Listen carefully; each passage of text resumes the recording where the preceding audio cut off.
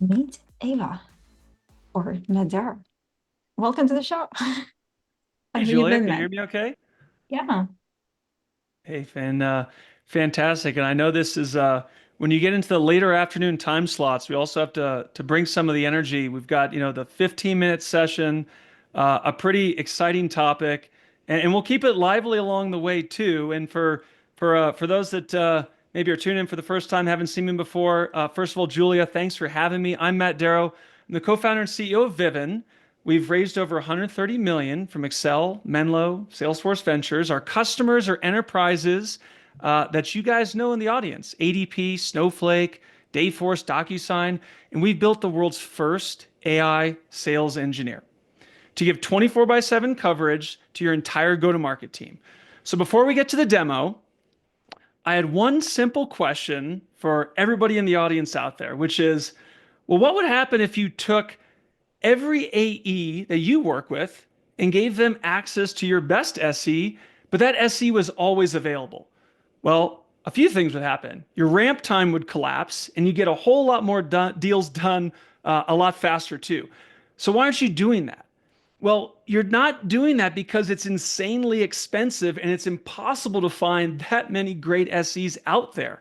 But with our AI SE, those outcomes can still be possible just through a radically different approach.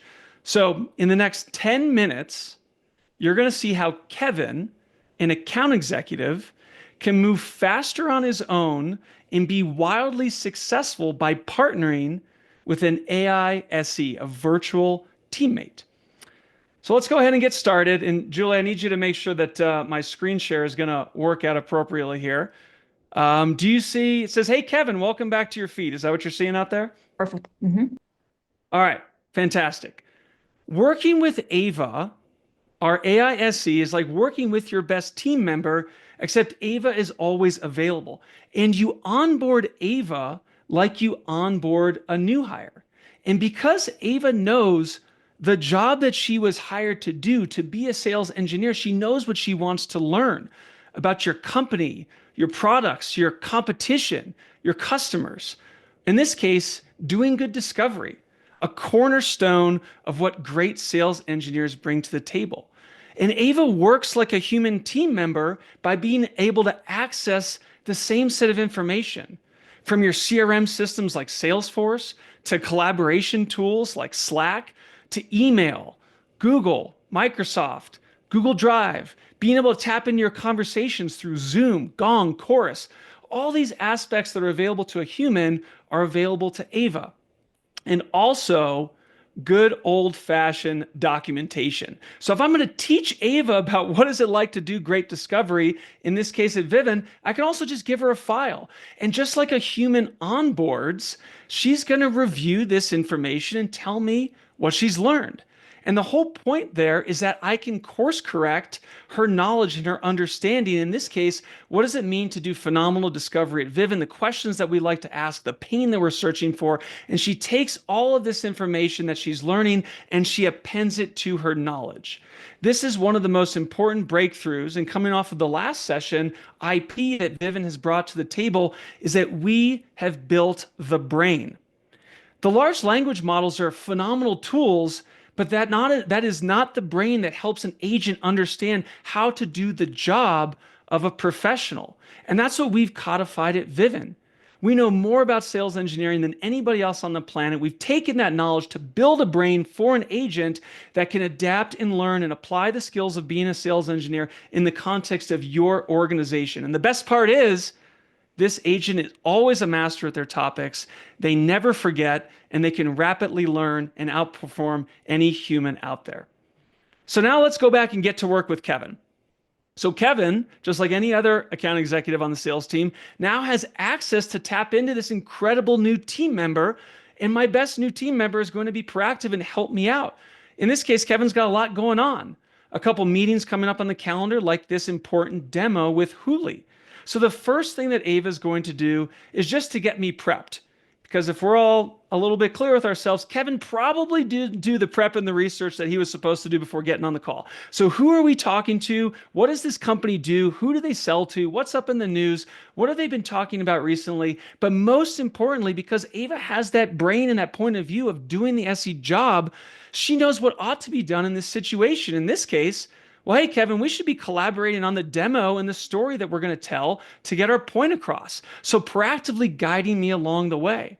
And because Ava has already tapped into all the prior details for Huli, the emails that were sent, the external Slack channel that was connected, all of the prior call recordings from Zoom and Gong and Chorus and all these other providers, she also knows, well, hey, hold on. There's actually a couple things that this customer needs that our products and services don't do. And she knows that because she has a masterful understanding of the products and services that she was trained on and applying that with her knowledge in the use case of being an SE. So she's teeing these up for Kevin. She says, hey, before we roll into this pitch and this demo, there's certain things that are really important that we don't do. So what do we want to do about that? How do we partner to make this the best session possible? We can either sell around them, we can ignore it, pretend they never existed, or in this case, Kevin's actually smart enough to know that this first gap is kind of a big deal, and if we don't proactively address it, we're probably going to not move this deal forward. So Ava's going to take all of this into account and do the work. Now, you could go to OpenAI and ask a general LLM to build me a demo script, and you will get something amazing, amazingly generic and not very useful at all. But Ava is taking everything that she was trained on for your company, as well as that knowledge of being an SE, and saying, here's how we land the key points.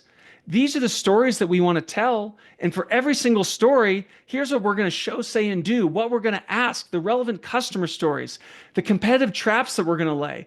And we're not going to stop with just Ava getting Kevin ready for the call. She's going to do the work that's required to have Kevin have the call. In this case, take this and just turn it into the final asset for the customer. Build me the actual presentation that I'm going to use in this situation. And this collection of slides had never existed before, with all the content and the context and the talking points, as well as the relevant areas of the product to highlight. And when things change, for instance, this meeting with Huli, the CEO is now going to attend. Ava also has a point of view that based on that new stakeholder, well, actually, this presentation is no longer relevant because a C-level person is in attendance. It probably should be less technical and more focused on the outcomes. And that's okay. She can proactively help with that to take all of this and completely turn it on its head because she has a point of view on how do you make it relevant for that type of audience because of her expertise of being a sales engineer. In this case, customer stories are going to have the highest impact. And because Ava is on every single deal and every single interaction, she knows all the prior solutions, all the prior use cases, all the prior customer stories to know that actually these are the most relevant that we should highlight. So let's make this whole presentation about how we've helped similar customers completely change the output and the dynamic, and then have a great way to walk into this session. Lastly, she also knows that what we haven't done yet.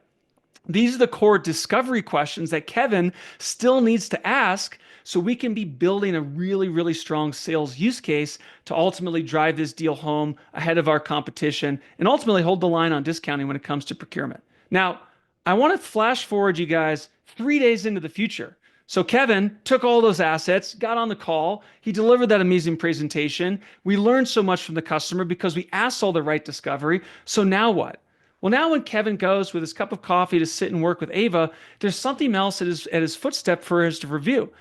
Every single salesperson at every single company, at the end of the day, their job is to figure out what is the right solution for this customer. How do I take what they need with what we offer and find that amazing intersection that allows them to select us over anybody else? Now, completely unprompted, and that's so critical for agentic AI. You don't have to tell this agent what work to do because she knows what work ought to be done. And she knows that she should be building the solution for Kevin. And the solution is why you pay an SE $300,000, $400,000, $500,000 a year, because it's that masterful understanding of taking the customer's goals and challenges, understanding their actual technical requirements of what they need to have happen, and then giving the right recommendation of not only what products that they should be using, but positioned perfectly for how we're going to solve their pain. And because of all the great information Ava has, she also knows the proof points. What are the right testimonials and case studies? And if there are product gaps still outstanding, how are we positioning and selling around those to ensure that this deal can get done and this customer can be successful? And while that is so much meat of information and the crux of every sales campaign, there's also simple things that Ava can help Kevin with too.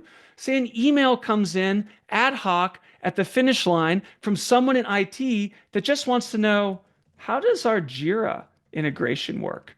These questions always come up at the finish line. Well, Kevin can just do this on his own. He doesn't need to schedule a call. He doesn't need to get somebody else out there. And the best part is all of this information and all of this knowledge is now memorialized in what Ava knows. So when this deal closes, all of this information can be accessed by the post sales team, services, and customer success. All of those herky jerky handoffs, the value points lost in translation, potentially even understanding what was oversold and by whom, and what are the key risks to the deal. All of this is now completely taken care of. So that was a very, very brief 10 minutes, and we're barely scratching the surface for all of the things that our AI SE can do for your entire go to market team. But if I go back to the very, very first question that I asked, which was, well, what would happen if an SE could support every single person in your go to market, from your SDR to your AEs to your SEs themselves, and even your CSMs? Well, everybody's ramp time would diminish and vanish, and they would all move a lot faster and independently on their own.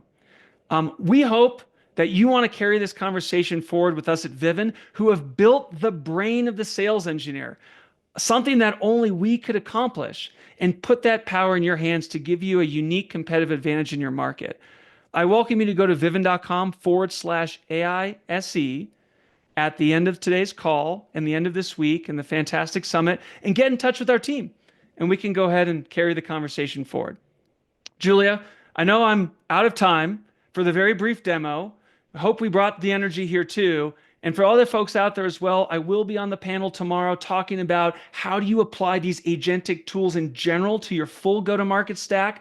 We're deploying agents everywhere at Vivint, from top of the funnel SDR functions to our own use of Ava as our own AI SE, to even things that we're doing on the recruiting side, legal side, and support side. So I welcome you to join me on that conversation as well. And Julie, as always, thanks for having me. Thanks so much, Matt. Such a great demo. We are huge fans of what you're building over there at Vivint. Got some questions pre-submitted by the community. And I guess one from me, you notice we kind of upped our game with the speakers this time. We've got Thomas Tingus, one of the leading venture capitalists, and Axe Redpoint, now Theory. And one of his points in almost all of his presentations, the point that people don't like to bring up, that the ROI, the ultimate ROI of AI, is basically human replacement. So how do you see Vivint coming, into play, given this trend? As last year was kind of a year of experimentation, this year people are trying to get more tangible ROI on AI. What are you seeing? Yeah. I'll answer this in a few ways. First, very directly, that is the promise and the premise of LLMs and Gen AI. I think that's what's so different about this cycle in tech versus I would talk about like going from perpetual licenses to cloud is like, okay, this is like a delivery mechanism, or going from desktop to mobile is a user interface mechanism. What Gen AI is all about is replacing what we do as humans and knowledge workers. I wrote this piece previously that had a really simple 2x2 matrix that helped you understand if you or your role was in the danger zone, where the y-axis was simply the complexity of your job, and the x-axis was the number of live interactions you had with other humans. And if you were at the sort of top right quadrant, you were one of the safer roles. But if you were in the bottom left, right? You were kind of gone yesterday. And I think that's the best way to think about it is that AI is ultimately here to disrupt so much of this knowledge work that we do as humans.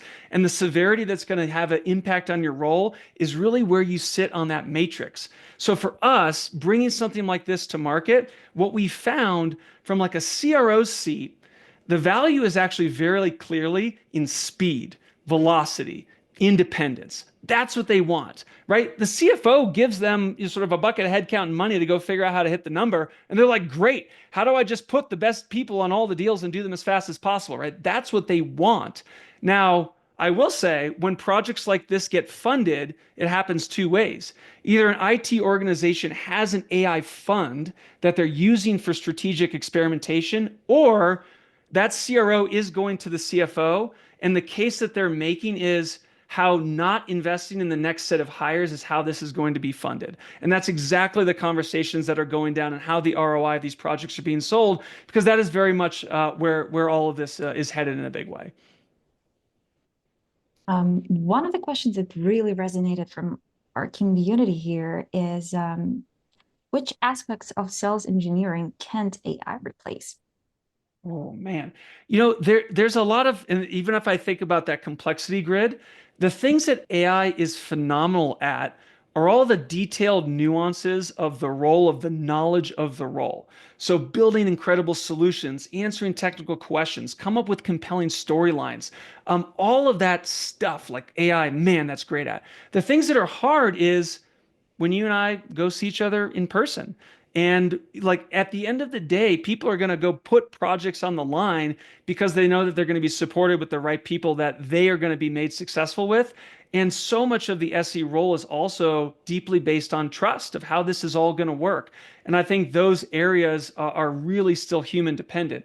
Now, I will say, and how we see customers drive this adoption, every business has these commercial high volume segments of the market where nobody's getting any SE love to begin with. Those are phenomenal starting points. And as you move up the chain into enterprise, strategic, major accounts, you're normally talking about taking 60 to 80% of the work off of somebody's plate so they can do the things that AI isn't great at with a lot of those live political human-based interactions.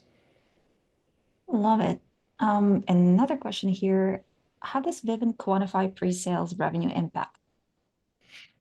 Oh man. Well, that's like we should spend like another 30 minutes on that. Like here's a couple things that come to mind. Like the normal, the basic, like bottom of the pyramid of need is revenue assignment. So like how many deals did you work that closed? I always kind of hated that one for actually driving strategic decisions on because it was so basic. You don't know what the individuals are doing. So I think better metrics to actually figuring out the health and the sort of the power of your SE team are more so things like deal lift. So that's where, hey, Julia, you tapped me into a deal. It was initially forecasted at 150K and we close it for 500. And that's the area that you really understand how healthy this technical team is doing because the better they are at solutioning, objection handling, competitive trap lane, that's what's going to help you sell the right products and services, defend your price against discounting, and beat your competition too. So those types of KPIs and metrics are a much better health of the system. And I'll give you the second one. The second one is velocity. Every SE organization out there should be held accountable to how quickly deals move through the funnel because every single rep is dependent. Gerard and I joke about sort of a sprinter at Nike with a big parachute on their back. That's what happens for great reps, right? They sort of they're bringing the rest of the organization with them, and this is something that an AI sales engineer can massively accelerate because you can give all that independence directly to these folks so they can move so much faster on their own. So basically everybody out there needs to making sure, well, what deals are the SEs closing? Fine. But the things that you really need to be understanding are things like deal lift and velocity, and those are the most important impact points. Last question, Matt. What are you most excited about when it comes to your roadmap for 2025? And how do you compare it to all of the other Vivint competitors, alternatives? What's your thinking here? Yeah, well, I think the number one thing that I'm most excited about is how we've really looked at our AI sales engineer as doing the complete role of a sales engineer. So not doing point solutions that they might do, like research over here, competitive understanding here, filling out an RFP over here. We've really built Ava as the ability to do the full role and to sit side by side with anybody in GTM to help them out. And that's also what makes us different. So part two of your question, but to be like the technical bit of what makes it different is we've built the brain that allows us to actually have our agent do the work. And anybody out there that's trying to build agents that's relying on the LLM to be the brain, just not going to work. And I think that's the big area that we bring massive differentiation as well. Thank you so much, Matt. Where should our people go? Should you share the research you're referring to? Will they, I don't know, will we be replaced? How do I know?